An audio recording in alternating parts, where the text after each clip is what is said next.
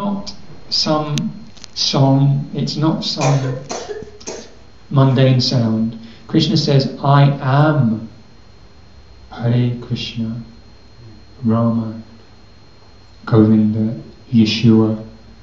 It's the original name for Jesus, Yeshua.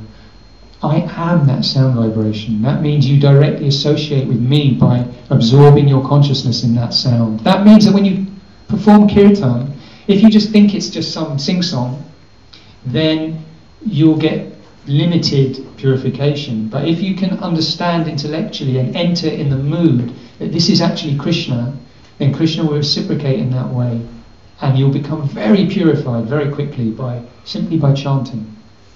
And then the fourth way to associate with Krishna, most important of all, is Sangha, the devotees, spiritually minded people. Krishna says, I am dwelling in the heart of everyone, and I am non-different to that person who is sincerely endeavouring for spiritual consciousness, known as a devotee in some circles, or a yogi or a spiritual practitioner.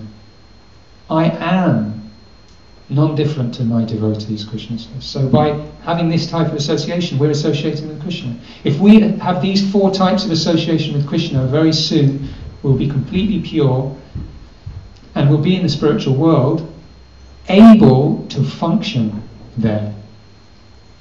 We won't be like the layman in the surgeon's theatre. What's that? What do you do? What do you do? What am I meant to do? Just imagine if the layman in the surgeon's theatre, just imagine if he snuck into the theatre and suddenly they burst through the door with a lady in desperate need of a caesarean section, which is what happened to Dharani and Katie, or to Katie specifically. She needed a caesarean. Just imagine the layman in that situation. Like, and they're saying, come on, quick, get your things on. He'd be totally bewildered, wouldn't know what to do. He'd be frightened. Actually, when we don't understand love, and Krishna promises us that if we did understand the real essence of love and devotion, we wouldn't be in this material world. I can prove that in a minute. And that's where we'll stop for questions. 1 second. Should we have your question first in about 2 minutes? Just imagine what that person would feel like, totally bewildered, anxious and frightened, and unable to function in that environment. If we were transported to the spiritual world now, most of us would be in that position. We just wouldn't know how to relate or function.